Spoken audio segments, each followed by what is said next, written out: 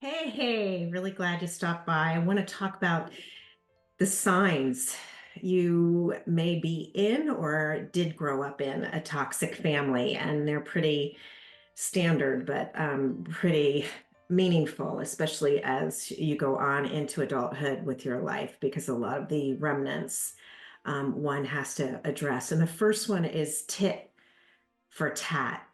Everything is about getting even. It's almost like some vicious game. It's not about care and love. It's about getting up and over and getting even.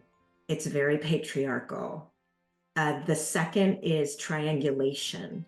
So there's no direct conversation. It's through a channel of people. I experienced it most because I was the peacekeeper within my parents' relationship, and they would triangulate. My mother would pass along information that she wanted my dad to hear, and she would let me know she wanted my dad to hear it. And then I would dutifully pass it along and be part of that dysfunctional triangle of communication. The third is manipulation.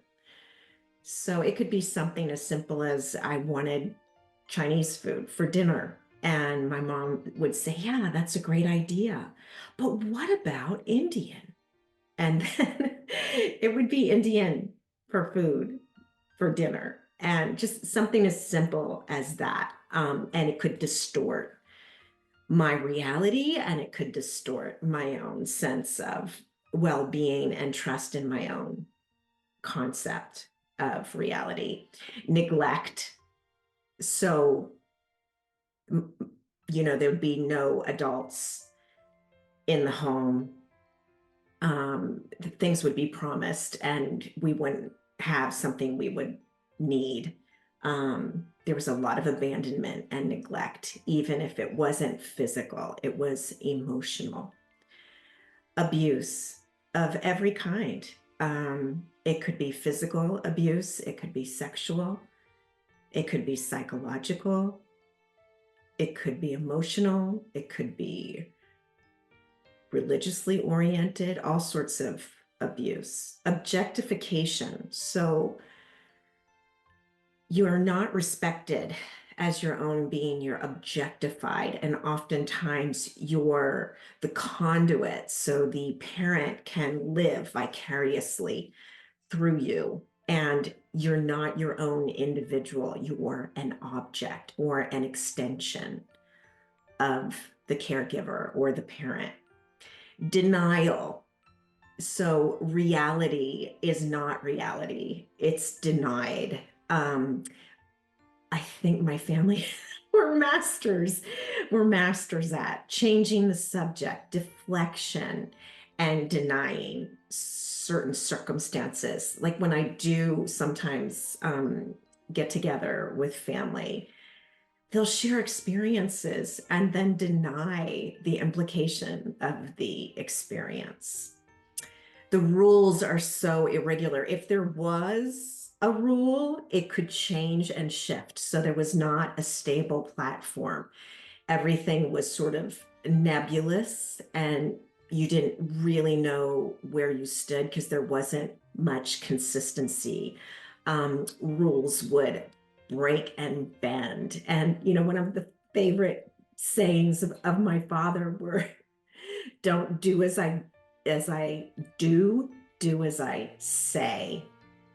There were secrets, many secrets, and that also really messed with my mind.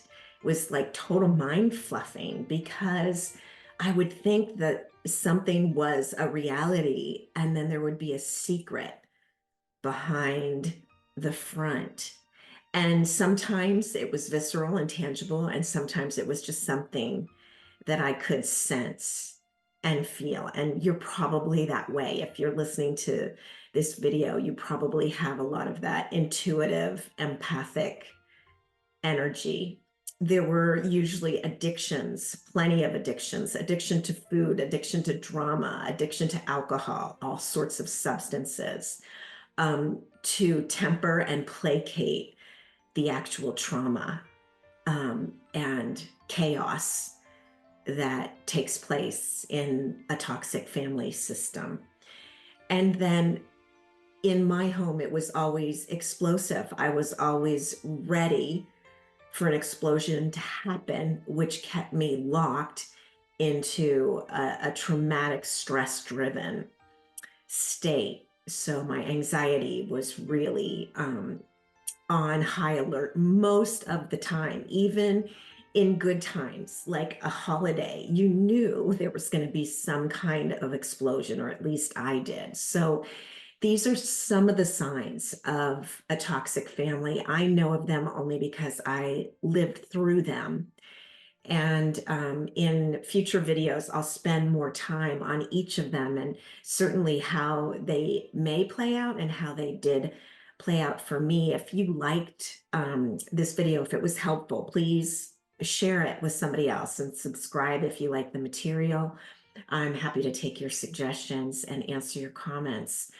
But we are in this together. And yes, this stuff, this toxic family, toxic dynamic does have impact as an adult. I ended up in recreating similar toxic scenarios and systems. I believe ultimately it was so I could stand up to it and work my way through it and leave it. And that did take some time, but it is possible. And it's like living in a new zip code once you're out of it, once you can face it, which is really scary to do, but we're in this together. So thanks again for tuning in, and I hope I see you in the next video, and I'm looking forward to it.